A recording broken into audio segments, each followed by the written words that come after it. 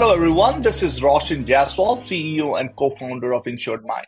And you are listening to the 30 Minutes with Insurance CEO podcast, the show that is designed to inspire growth and impact so you can create the best version of your agency by learning from the leading insurance agency CEOs. Today, I am honored to have with me Pete Brilling. And, as from Brilling Associates, and Pete is the managing partner, and we are just starting a quick chit chat and learn a little bit of history, which is almost closer to 100 years of this agency. So first, let me welcome Pete to join this podcast today. Thank you, Pete, for joining us. Thanks for having me, Washington. And welcome. And why don't we start by learning a little bit about you and the history of your agency? Well, the agency, Bibby Insurance Agency, was formed in 1955 by my father, Ted Bibby, and his brother, Joe Bibby. After getting out of the Korean War, they both had worked for insurance companies during World War II and the Korean War. When they got out, they formed their agency. And where Joe, my uncle, handled the life side, my dad did all the P&C side. I went off to college, got an engineering degree, used that, and then I was looking at changing the jobs, and my dad asked me to come in and help out, that he was short-handed at the time. So that's about 44 years ago. I'm still helping out. Oh my God. Oh, that's interesting. Well, I'm sure you just opened a whole Pandora box of questions, but let's start. What made you like? Did you had a choice to help, or or was there a whole new career path that you were aspiring to get in after your engineering degree? Well, my dad gave me the opportunity not to have to work on Saturdays, also be able to go hunt and fish with him on certain times of the year that we got to do things together. Um, I did not know much about the insurance business at all. I have four siblings. He never talked to any of us about coming into the business. And frankly, what I saw were the days that he would come home unhappy about something. Didn't know that much about it, but the opportunity to work with my dad is what enticed me into it. And then as I learned, I had the opportunity to get to know other people, get to be able to help them and businesses. I really enjoy getting to know business owners, learning about the businesses. I've really developed to appreciate this opportunity and to be able to help people. So that's after I got involved, you might say that's when I found out how great of industry this really is. Certainly, man. Thank you. So, talk to a little bit about give audience a flavor of your agency. What size, where you are located, how many people, premium, or just whatever dimension you can add to that. Sure. So our main office is just right north of downtown Dallas, of course, here in Texas. We have two smaller agencies in Ellis County, just south of Dallas. And we employ a total of 19 people. We're about 20 million in revenue. Premium, 20 million in premium. We're primary property casualty. My uncle, of course, and my father, neither one are still living, but the life and health side is, we now use associates to help us with that. We're truly generalists, so we do not have any special niches. Probably the closest thing we do have a niche is on the personal line side. So we write a great deal of high value home and high value asset opportunities with individuals. But on the commercial side, we truly are generalists. Mm-hmm. Awesome. Well, that's glad to know. That gives a good picture. Now let me take you back to the start of your career. So what else would you have done if not insurance? Well, my degree was in engineering. I worked through college with a contractor. We built the levees around rivers, and so I was involved in dirt work. I enjoyed the construction. I enjoyed being outside. I enjoy building things, figuring out how things are built. So I would have stayed in some type of construction engineering field if I had not given this opportunity. Hmm. Yeah, and Dallas would not have been a bad place. It has a lot of good companies around that. Yeah, Travel Crow. Yeah. a lot of great. I even looked at getting into oil and gas. There's a lot around here. Um, Uh-huh. that would have been exciting, but then that also has a lot of swings to their industry as far as good times and bad times. Whereas the insurance business I've found is a lot more steady in our revenue. Hmm. Awesome.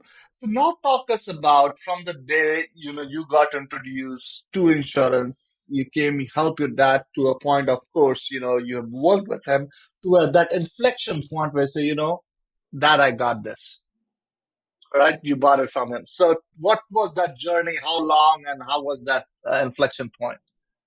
But I always enjoyed, loved working with my father. But starting out when I did in 1980, the industry went through one of those hard cycles immediately following that. So frankly, I did not enjoy it at first. There were a lot of issues. I think at that time, including me, I think my dad might have employed 5 people, maybe just 4. Um, and so when I got involved, I had to learn things on my own. Uh, when someone was on vacation, I would have to jump in and do it and learn how to do it. I remember when we had to let an employee go, I was all of a sudden sitting at the commercial lines account manager desk and learning as I go. And I got a lot of help from underwriters that helped me through it. And of course, my dad was always there, but he was swamped with things. So, I was at a early stage in my career at that time, and frankly, I was thinking about getting out. But my Mm-hmm. father said something to me that stuck with me was, "You don't want to quit while things are tough. Get through it and make a decision." I'm also a man of faith, and I prayed a lot about it too. And so I'm glad I stuck with it. And Lord helped me through it. My dad helped me through it. And I became newlywed in '85. Kim and I got married, and then I had to start thinking about supplying how do I take care of a family, and Yeah. it made me appreciate more the opportunity I was given and learn. And then after we got out of the hard market in the mid '80s, things got a little more fun and interesting, and helping people and finding coverage for them. Hmm. Now you feel like it's a full circle Yeah, back to the hard market. there are people now that talk about, they're really down in the dumps about this market, but I can tell you from experience, we'll get through it. Yeah, you're having to work harder, you're having to put in a lot more hours, dealing with a lot of difficult things, but it is a cycle. It will change. You just got to work hard and make your way through Mhm. it.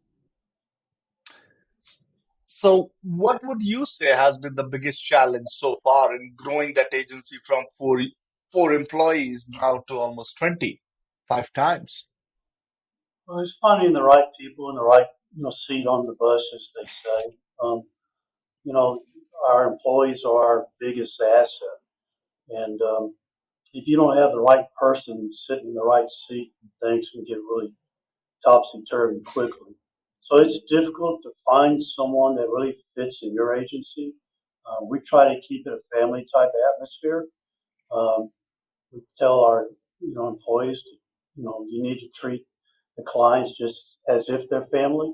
Be truthful, deal with them integrity, and you have to do the same with your fellow employees.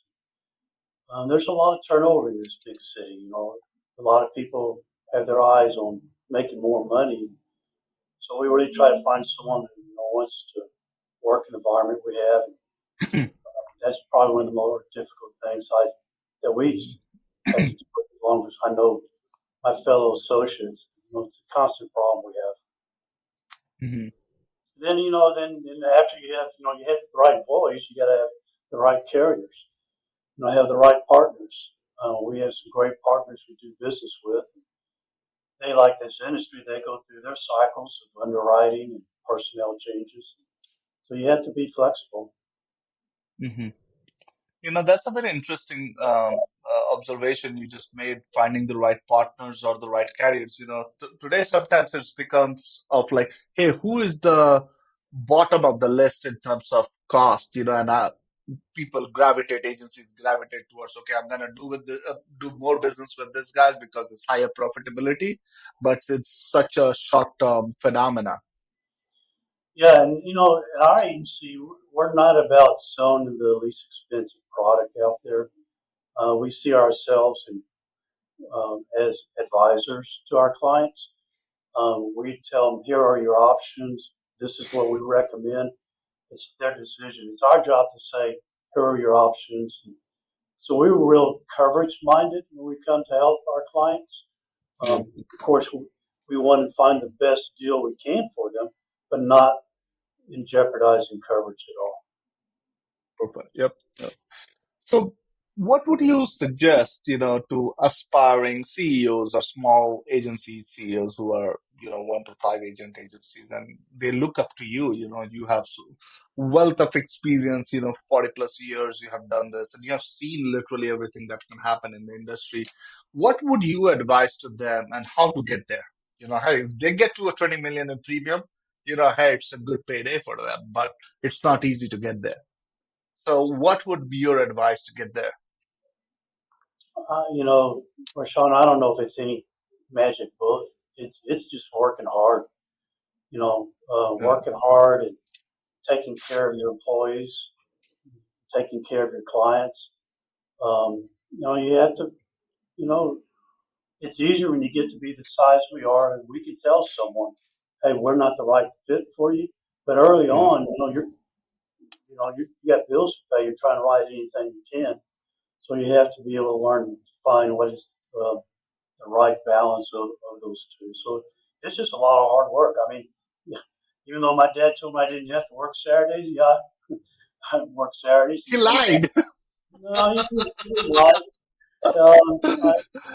Um, but I mean, there's some Sunday afternoons I'm in here. Yeah. I mean, when you're a business owner, you're there to Yes. take care of your clients and your employees, and you do have to put a lot of work into it.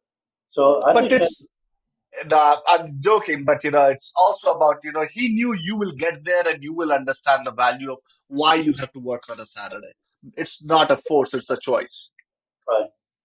Well, I can look back. You know, I wish there were times looking back that I spent more time with my sons as they were growing up.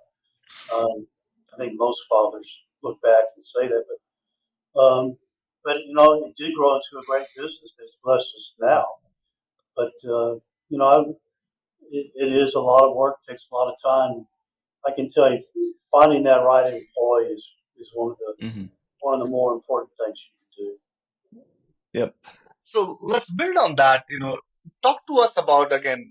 Every time I have spoken to you, Pete, you sound so forward thinking, so technology driven, and again, you have done tremendous work, even just in the community and in the industry from a leadership perspective. Um, so, talk to us about how you have established that at your agency by bringing together people, process, and technology, and how are you leveraging that? Well, what is foremost in my mind is what can I provide? What tools can I provide my employees to help them to be more efficient in the work that I ask them to do and they're doing for our clients. So I look for ways that I can be more efficient in it. Another important thing is networking with other agents and finding out what's working for them. You have to be able to develop a relationship with your uh, friendly competitors that you can share information. Fortunately, we Mhm. can do that in a network that we're a member of that allows us to be able to do that. That's important. Even if like the years I was involved in our independent agents of Dallas and then independent agents of Texas, you learn some tricks and some things that are helpful things that other agents are doing. So I think it's key to be able to have a relationship with others that help you learn from them that you can learn about. Mhm. There's so much out there now. and it's changing so fast that I'm constantly trying to find out, what works, what's worth doing and not doing. Yeah. No, so that's a very important thing you said, and you led some of these associations. So talk to us about your days at the helm of these associations. And again, if you care, you can name them if you want. And what do you think you were providing, and what do you think the organization was providing to the members, and why it is important for others to be a part of it if it helps? Well, I am a member of what I think is probably the best network out there. It's Combined Agents of America, CAA. I am the past chairman of it, and I've been involved ever since we joined in 2010. Um, so that has enabled not only for me to grow, but also our agency as I've had that time with my fellow members. We be able to talk to each other about and even help. Say I come along a risk I've never have written before, a dynamite manufacturer. I can reach out to my other members Wow. who has this experience, and then Hmm. as we are becoming more focused on the data, and we have a tool that we can actually go in and see who writes a certain type of business through the NAICS code, and I can Hmm. contact that agent. So Hmm. um, I think that networking is very important. Interesting. Yep. No, that's good to know. Um, as a leader and leading this organization for this long, what would you suggest or advise should be the focus of the business? You know, because you cannot be focusing on everything, and you cannot, put your energy in everything. So, if there is top two, three things as an agency owner, what should be that focus? Well, I think this is such a buzzword. I almost hate to say it, but having that right culture in your agency is extremely important. Then I've also mentioned having the right tools. Where you spend your money on those tools. Those are probably, you know, you know, Hmm. and then also I think what's very important I haven't mentioned, of course, is being growth minded. Um, Yep.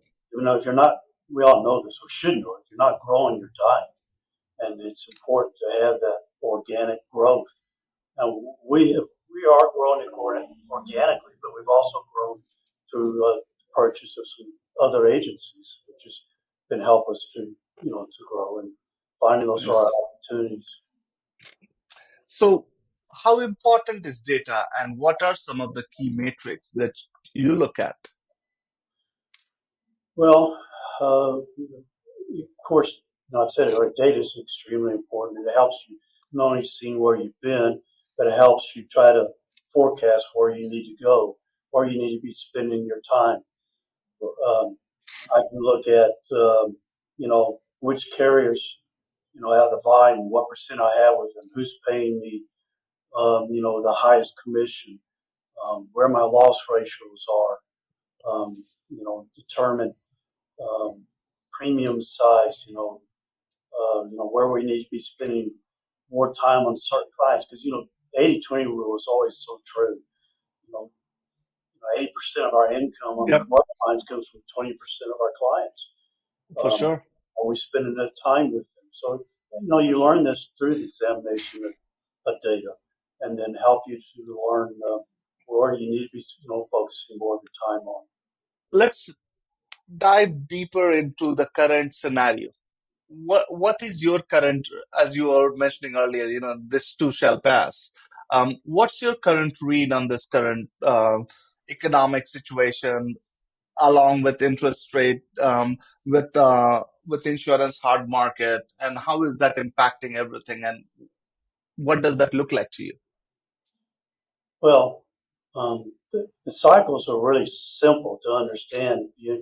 The insurance companies, if they're making money on their investments, they need more cash, and then they need premiums to do that. So, they're going to drive everything they can to get more premiums. If they're not making money on their investments, then they're going to have to tighten down on the underwriting, get more profitable there.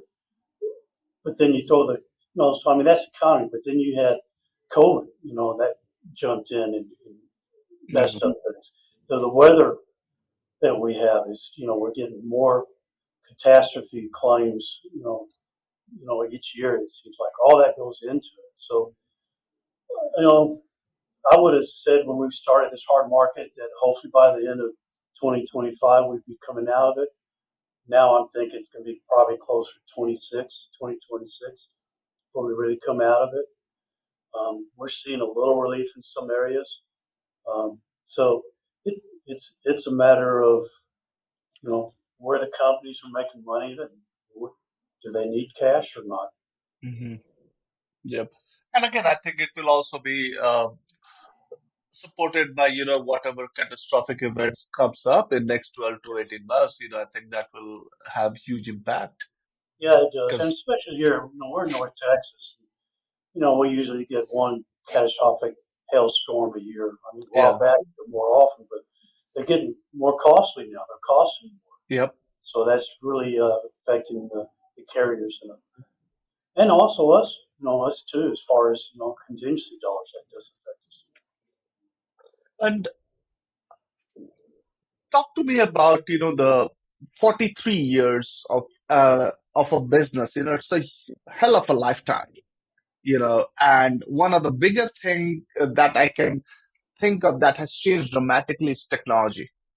I bet you started on pure paper, and today you are kind of getting paperless. And this transition, how important has technology been, and where would you put yourself in? Hey, am I an early adopter, or no, I let people just do it and I'm more as a late adopter of technology? Or where do you fit in, and what has been your read on technology, how it has evolved and improved? Yeah, you're right. I mean, I started back when you would write a policy with a manual. So I can remember doing that and the time it would take you, the time it would take to type out an accord form, to turn in a claim, all that, to today where it's just so much quicker that you can do things, all because of technology. How you're able to work Yeah. remotely, and how that plays into different, I have some employees who do not want to work remotely and some that do, but to be able to give you that freedom to do that remotely, there's so much more I can do if I'm traveling. I can still Hmm. work if I'm traveling. So as far as where we are compared to others' technology, I would say we're kind of in the middle of the road. Um, I usually learn from someone else who's using something new, and then once I hear that it's working good for them, I want to take advantage of it. Hmm. I am somewhat a risk taker, but I'm not going to be the first guy on the block to jump in. I like for someone Sure. else to do it. So technology is complete. It's made. We could not handle the volume of business we do now without technology, and with the number of employees we've had. It makes a world of difference. Sure. Let's switch on because of this, switch on to the other areas that's happening in insurance, which is, a lot of mergers and acquisitions. Private equity in the last decade, I would say, has become way more active. It has become a kind of an investment class or an asset class per se. And it's been looked from a whole different perspective than it's a mom and pop business a couple of decades ago. So that transition, and is becoming, it is definitely driving the valuation, and it is kind of becoming the end game for, if not every, several agencies in the. So how do you see that um, happening, and how is that going to change, if anything, or what does that future look like? Is that the only game in town? Well, the smaller for someone just starting out, I think you have to learn how to do business on your own. But I've heard it said many times, you're not part of a network or join somebody else. You're like on an island by yourself. So you have to be able to adapt to the demands, and it's hard to do that when you're on that island. I think the M&A is still, we have not seen the end of it by any means. There's going to be more of it. And there's all kind of different ways of M&A deals out there. And so I think as an agent, if you're to that point that you're ready to sell, there are a lot of different options out there. But there are a lot of agents who start out like my dad and uncle who are building a business. And they want to build something. And I think I would encourage anybody that, hey, I want to build something on your own. Go out and do it. Prove you can do it. And then after you build it, you get to the point that, maybe there is an M&A that, fits well for you. You don't have to answer this. What does that look like? Does it gonna go to the third generation, or what does that end game look like to you? But right now, I have one son working for me. I have another son, my oldest son, who is serving in the United States Marine Corps.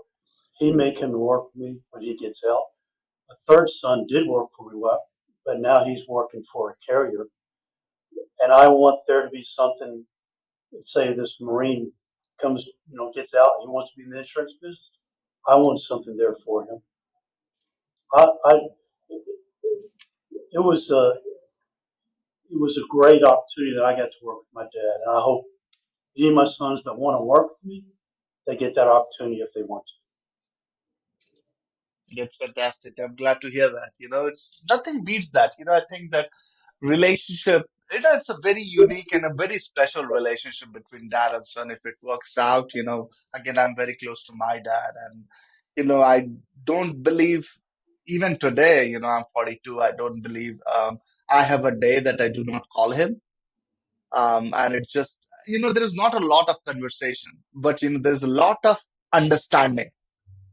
Yeah. And that is like a rock for me. It's like, and still I go for advice to him on most important things. And so I enjoy when I hear that relationship thing between dad and son. And so I wish you would be able to get that with your son coming to you and working with you, and you enjoy that part. Yeah, it's special. I remember, my dad worked up until his death, and then after he was gone, it was just like, who am I going to turn to? That conversation you say that you have. And then I, come to realization, well, they've helped you get to where you are today, that, it's time for you to go on. But I will always miss those times and conversations with my dad. Yeah. So nice to hear that. Um, let's get back to couple. Just you mentioned about the person who has. So I believe that answer is somewhere closer to that. So who would you say has helped you most in this 43 years of insurance journey? It's not one person. There's been a number of people. Underwriters. Of course, my dad. And then my dad had a close friend who had his own agency, and he was of a mentor to me also. Um, I'm not shy about asking questions and asking for help, and so I did reach out a lot.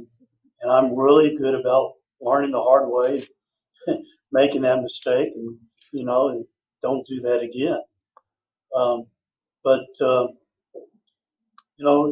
so there were just so many different people that have helped me get to where I am, and of course I Hmm. had to give credit to the Lord because He helps me more than anybody else.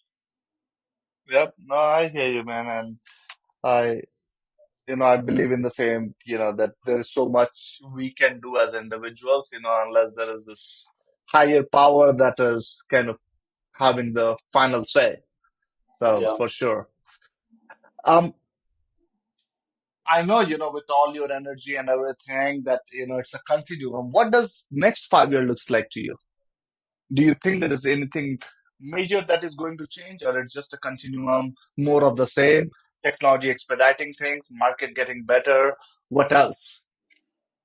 Yeah, the market will get better. There's going to be more technology. We're planning on more growth in our agency. We see a lot of, we're really blessed to be here in the DFW area where there's so much Yeah. going on. So we plan on growing a lot. That takes finding the right employees, right producers to do that. We know there'll be some more opportunities to purchase some agencies. So I have learned the hard way there about there's the right one and the wrong one to purchase. So there'll be opportunities out there, but we're looking forward to continuing our growth. hmm So let's double click on that. And, I'm getting to the last end of my interview. So, it's kind of wrapping up on this M&A side of things. What what would be one or two things you would call as a value add or a value leak when an agency is, either, they are getting ready to sell, right? So what a couple of things you say, hey, this is good, or hey, this is where few basis points you're gonna get chopped off. So what would be that value add and value leak? Well, of course, the best one is one that's growing. When there's someone who's just ready to get out who's aging out and wants to sell it, hmm that's not as good as opportunity as someone who is growing. But we've done well with those who are retiring. We just realized hmm that only works if they fit our markets. Their markets fit in with us. They hmm underwrite like we do. But those are important factors. The markets, are their employees retiring, their location. So really, those are so many factors that go into it. Yeah. And what would you call as a value leak? Hey, you say like, I don't even want to touch this even with a stick. Well, I mean, if they're writing a certain type of business that doesn't fit our markets or even Uh, our values. For example, if someone is writing just on the automobile side, they're writing just minimum limits, uh, and just cranking out. That's not who we are. So it has to yeah. be someone who's concerned about, limits and making sure they're being an advisor. It's not just concerned about Understood. loss ratios. We Yeah. are frontline underwriters. We want to find profitable business for our carriers. Yeah. Yeah. That's great. What else would you suggest, the folks who are listening and, try to build an agency for the next 10 to 20 years? One last parting comment that, hey, think about these things, as you continue to grow your business, because this is what I have learned in this my 43, 44 years of business. What would be those couple quick I go back. learnings? I go back to having the right employees. That is just so important. Because a lot of times they are developing a relationship with their clients, and you're Yeah. dependent on them. So you need someone that you can trust and is treating your clients, the way you want them to be. Someone who's loyal to you. It's not just jumping around for a paycheck with somebody else. I would say, then the second thing I've already mentioned is having the right markets. If I don't have the right carrier partner, I don't care how much business you bring in. If I can't place it somewhere, then you're not going with. So, those, and then having that culture, the right culture for you. No, those are fantastic inputs, and thanks, Pete, for sharing all of this wonderful thoughts and your journey. It's fantastic to see a agency starting in 1934 kind of becoming a partnership in 55, and continuing in 2024, and with the long-term future, with some transition happening probably sometime in future, who knows, and all of that.